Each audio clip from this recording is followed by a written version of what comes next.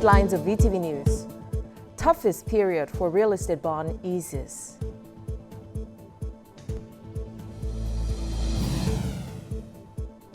Drastic measures taken to curb forest fires in Lào Cai province. And later on in our world news, Cambodia's National Assembly endorses new Deputy Prime Minister.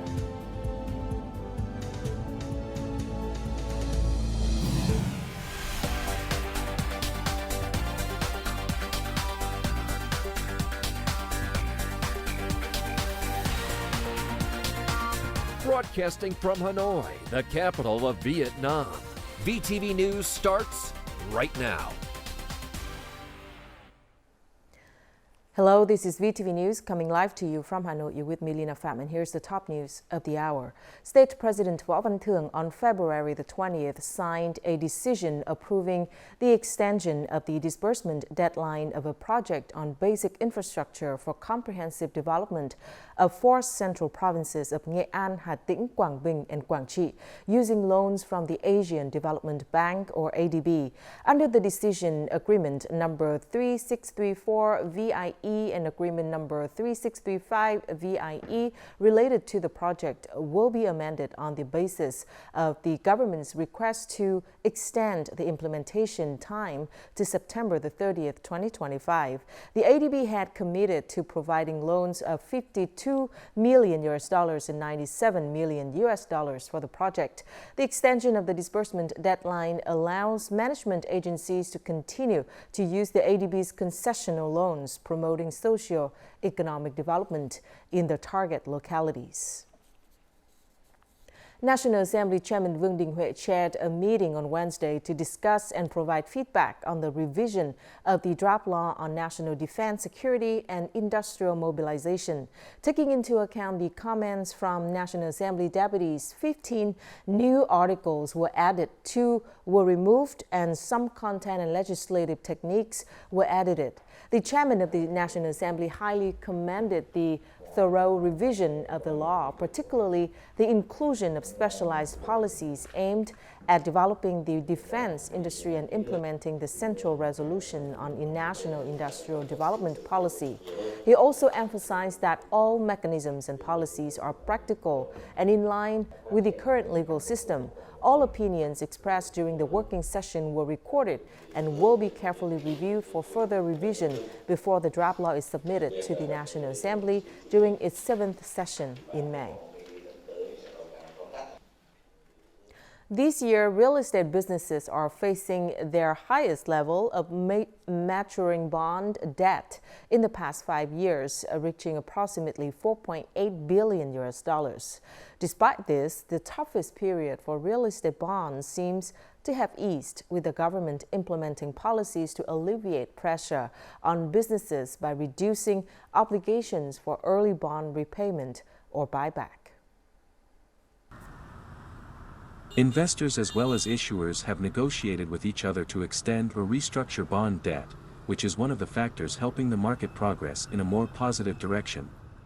Real estate businesses have matured, with the toughest times behind them, as the state has addressed numerous policy and legal hurdles, facilitating the restart of projects.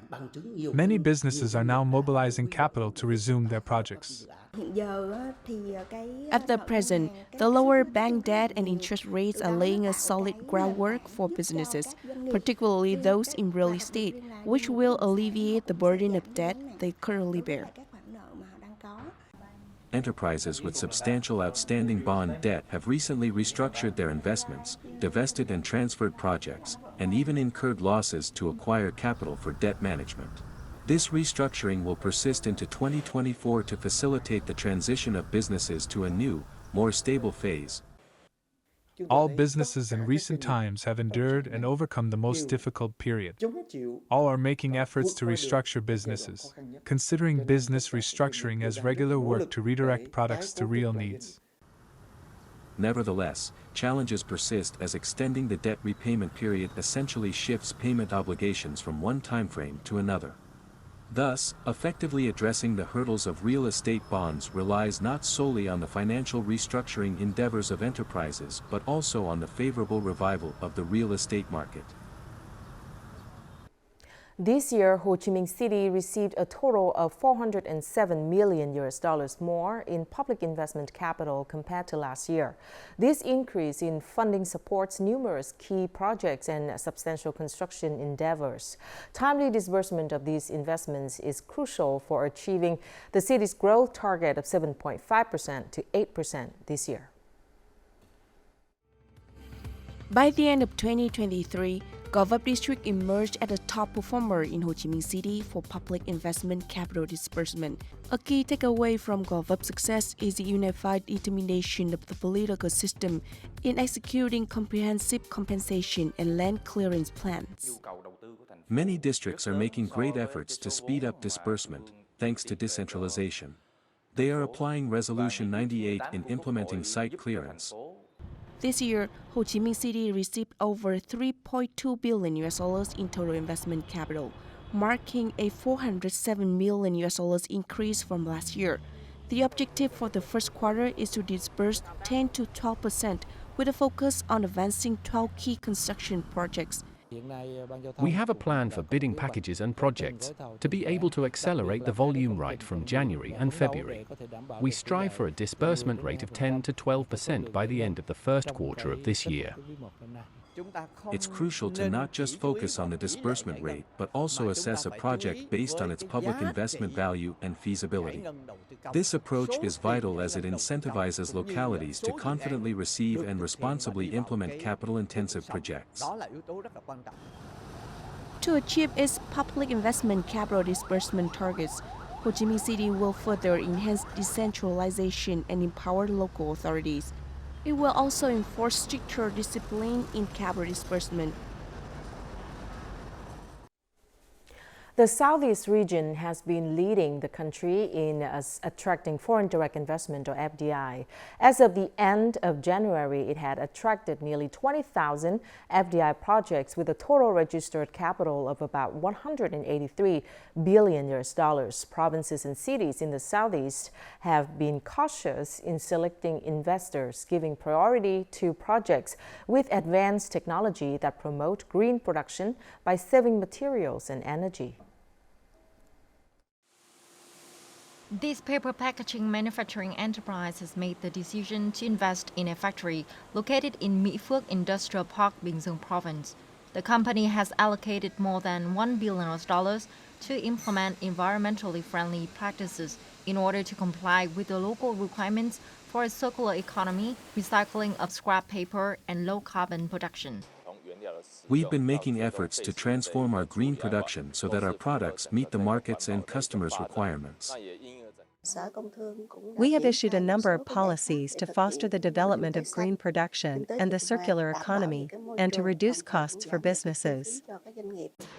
Meanwhile, Ho Chi Minh City led the country in 2023 in attracting FDI with over 12,400 projects. This included a significant number of green projects with substantial capital. A French energy and electronics technology enterprise has affirmed its commitment to expanding investment in Ho Chi Minh City. The city's focus on developing clean energy and products utilizing AI technology aligns with their investment strategy. We're focusing on software and AI application solutions to develop the energy sector in a green and sustainable manner. We're speeding up work to submit a green growth strategy to the People's Council. We're fostering green production and a circular economy. New trends and changes in the global economy are putting pressure on the transformation of Vietnam's economy as a whole, especially its policy of attracting foreign investment. To avoid falling behind, localities are developing their own strategies to effectively attract green FDI. Vietnam Railways initiated its first intermodal train departure this year on Wednesday afternoon, transporting goods from Song Thân Station in Bingzheng province directly to China. The train has 21 carriages, including 9 refrigerated containers transporting food and fruit. The estimated travel time from Songtan to Zhengzhou is 9 to 10 days. In the near future, the plan is to organize one journey per week. The decision to hold the departure ceremony in Bingzheng aims to accelerate the development of Songtan Station, the largest freight station in the south, while fostering trade connections in the key southern region. Once the logistics infrastructure is completed and meets all requirements, Vietnam Railways intends to operate direct trains from Songtan Station to China, facilitating transit to third countries and vice versa. Coming up next, drastic measures taken to curb forest fires in Lào Cai province.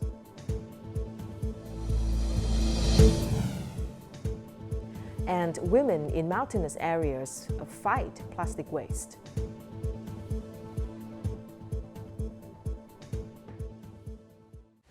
When it comes to business, it's crucial to choose a smart location with global impact. And Vietnam might just be the location for you. Connect worldwide to advanced logistics networks. Smart hub for technology and innovation. A dynamic business ecosystem. An environment with a competitive edge.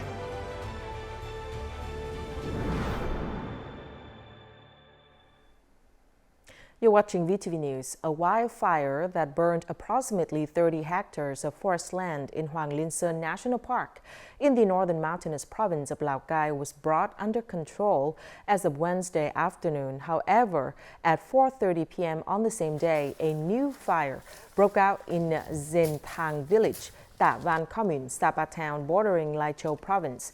The Forward Command Station for Forest Fire Fighting in Lào Cai province mobilized an additional 120 people to access the scene, bringing the total number of people mobilized in the past 4 days to more than 2,000 people. According to preliminary statistics, about 30 hectares have been damaged. The cause of the fire remains unidentified and the loss has not been assessed yet. During the peak of the dry season from February to May in the Mekong Delta, saltwater intrusion becomes more severe, causing disruptions in the lives of local farmers. In order to mitigate the impacts of drought and saltwater intrusion, farmers in the Mekong Delta are exploring ways to coexist with nature rather than resist it. Farm diversification is now being recognized as an adaptation strategy to climate change while also helping farmers enhance agricultural efficiency. 5 years ago, this 8,000 square meter farmland was exclusively used for rice cultivation. However, my Van Thijs family experienced crop failure in 2016. Since switching to growing coconuts, they have enhanced agricultural efficiency and achieved a stable income. Growing coconuts is more profitable than growing rice, as rice productivity is dependent on water supplies and weather conditions. When growing rice, farmers can earn only $205 to $245 per crop each year. Meanwhile, when growing coconuts, they can earn about $2,000 to $2,500 per crop. Thanks to this agricultural transformation model, farmers in Bến Tre province have cultivated over 72,000 hectares of coconuts, yielding nearly 800 million coconuts annually. Farmers have transitioned to cultivating drought-resistant and saltwater intrusion-tolerant crops, such as soursop and vegetables suitable for crop rotation. Rice cultivation requires a large water supply, so farmers switch to growing sesame and soybeans to replace rice crops during the dry season. In Baclu province, farmers have implemented farm diversification models to adapt to drought and saltwater intrusion. One example is integrated rice and aquatic species farming. Integrated rice and shrimp farming reduces the environmental impacts of agriculture. According to scientists, this model is a good example of sustainable agriculture that can help farmers adapt to drought and saltwater intrusion. Mekong Delta farmers have been able to change their lives, improve agricultural productivity, and earn a stable income despite the difficulties caused by the dry season, thanks to proactive measures taken to tackle drought and saltwater intrusion. In modern society, plastic waste is a huge problem not only in major cities but also remote mountainous areas. Eliminating plastic waste has emerged as a crucial task for many localities. In Chiêm Hóa district of Tuyên Quang province, a local women's union has come up with solutions to raise people's awareness in protecting the environment. Join us in the following story to get to know their methods. Every month, women in Khao Binh village in Tuyên Quang province pick a day to all participate in a joy event. They call it the Eco Brick event. These women often bring with them all kinds of plastic waste, including plastic bottles and nylon bags, to make eco bricks. These special bricks are used to build public works in the village. We've built so many public facilities, including a gate, fences, tables, chairs, benches, and flower beds. We have so far made over 5,000 eco-bricks. The union tasked each household with at least 4 bricks a month. We also spread official information about environment protection. 95% of households in the commune know how to classify different waste. Since 2019, the waste classification and recycling model of the village has spread widely in the province, bringing positive results. I learned how to classify waste. In my house, there are 3 different waste bags. Plastic waste is thrown in a separate bag. Recyclable waste is sent for recycling, and non-recyclable waste, such as plastic bags, is taken to make eco-bricks.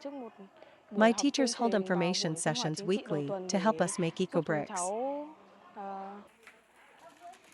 This is an effective and practical way to protect the environment and to raise people's awareness and responsibility in building a civilized lifestyle and improving their quality of life. A recent survey by Property Guru, a real estate technology company, shows a notable shift in the main customer demographic within Vietnam's residential market towards younger age groups. Individuals aged 22 to under 39 are now the primary group of home buyers, surpassing the middle-aged group over 40. Now let's take a closer look at this trend in the following story. At the age of 24, Long began his business while still in university. He managed to save up to buy a house for himself a year ago. When buying a house, it doesn't mean that all of my money gets tied up in it. I can still use my house as collateral to secure a loan from the bank for my business purposes. Young individuals like Long are quick to grasp market trends and save enough money to buy houses early. According to a survey by Property Guru, people aged 22 to under 39 showed the highest interest in buying real estate in 2023. Specifically, within the 26 to 34 age group, interest in buying real estate increased from 39% in 2021 to over 42% in 2023.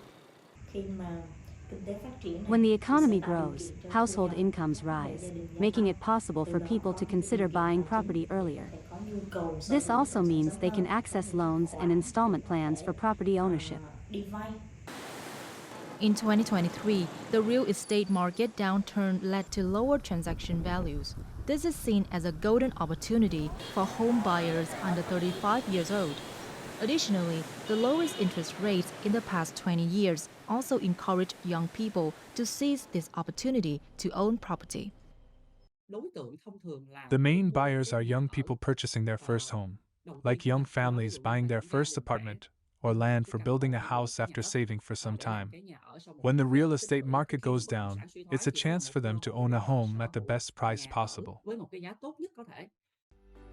The International Monetary Fund forecasts that Vietnam's GDP per capita will surpass $5,000 by 2025.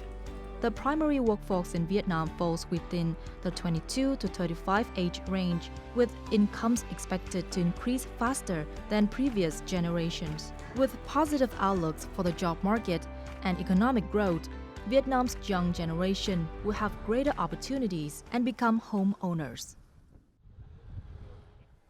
To be hosted by the northern mountainous province of Điện Biên, the National Tourism Year 2024 is to be a cultural, economic, and social event celebrating the 70th anniversary of the Điện Biên Phủ victory, May the 7th, 1954, May the 7th, 2024. Activities and events will introduce and promote the beauty, cultural values, and unique tourism products of Vietnam and Điện Biên in particular to visitors. More in the following. 33 historical relics which were recognized nationally, including the special National Historical Monument of Điện Biên Phủ battlefield, 18 national intangible cultural heritages, have been registered by UNESCO as intangible cultural heritages of humanity. These are historical and cultural resources that Điện Biên province included in building programs and events for this year's national tourism celebration. The local airport has recently been upgraded, which allows it to welcome more direct flights. Necessary conditions for tourism development are available. The National Tourism Year event can act as a boost for socio-economic development of the whole region. The province has set a target of welcoming 1.3 million tourists and earning a total revenue of over $19.6 million from tourism activities in 2024. The province strives to create breakthroughs in tourism development through improving the quality of tourism services and human resources, organizing new tours, and investing in infrastructure development. The province will review its potentials and strengths in the developing tourism sector.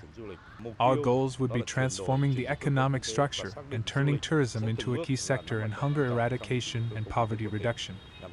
There will be 169 events taking place in the province this year, including 13 national programs.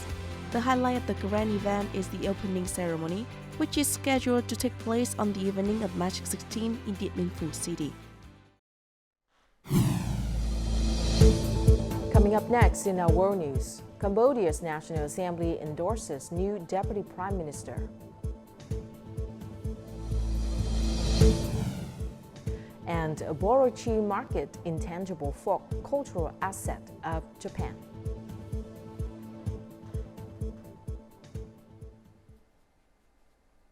Cambodia's National Assembly on Wednesday endorsed Civil Service Minister Hun Mani as the new Deputy Prime Minister. Hun Mani, who became the Minister of the Ministry of Civil Service last August, is a younger brother of current Prime Minister Hun Manet and the youngest son of former Prime Minister Samdech Techo Hun Sen.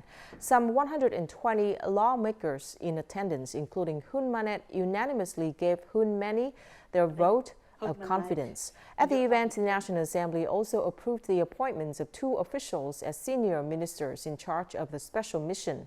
With the latest appointments, the number of deputy prime ministers in the Southeast Asian country has increased to 11, and the number of senior ministers has risen to 23.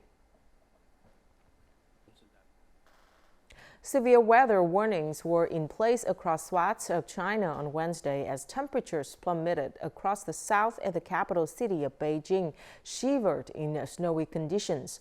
Authorities renewed an orange alert, the highest in the country's 3-tier system, warning that average temperatures could fall by 6 to 12 degrees Celsius by Friday in the south, where they are currently around 0 degrees Celsius. In some areas, the mercury could plunge by over 20 degrees Celsius. In Beijing, where temperatures hovered around freezing on Wednesday, residents awoke to find the capital blanketed in white following overnight snowfall.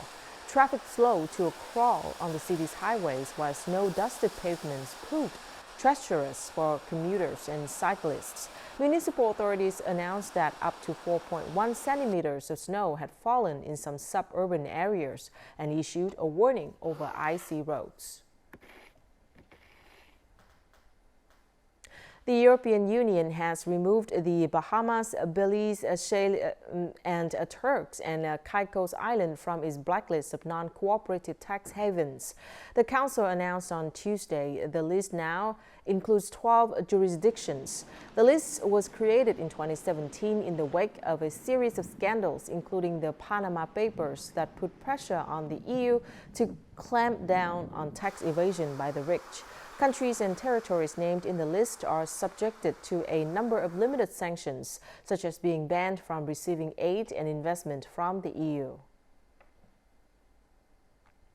Borichi is an enormous flea market in Japan at which more than 700 vendors sell a variety of used goods, antiques, handicrafts, religious artifacts, and food to approximately 200,000 visitors. The over 400-year-old market only takes place twice a year. Join us in the coming story to know more about this unique market in Japan. The market is located on Boroichi Dori, which starts next to Kamamachi Station and runs through to Setagaya Station. On the way, many people are coming to this strange ancient market. The road from Setagaya Station stretches for more than 100 meters with a series of stalls on both sides of the road. Boroichi Market originated from a free market for merchants in 1578 during the Azuchi Momoyama period. By around 1887, the market gradually changed its form to trading in second-hand goods, agricultural equipment, and supplies for the new year. That's why the over 400-year-old market takes place in Setagaya on January 15th and 16th and again at the end of the year on December 15th and 16th. A huge amount of Japanese people often use second-hand things. I often go to the flea market with my mother. For me, when I choose my favorite item, it's like I understand the feelings that the previous owner had for it. It's really a very interesting feeling. The Boroichi flea market is more than just stall hopping, though. Visitors got tons of good eating options. One street is strictly dedicated to food stalls serving up some classic Japanese food like okonomiyaki, yakisoba, and takoyaki. Lines of people in the market look for their favorite things. It's interesting to have a popular and friendly market in the middle of the luxurious metropolitan area of Tokyo during the first days of this year. And now let's take a look at the weather forecast.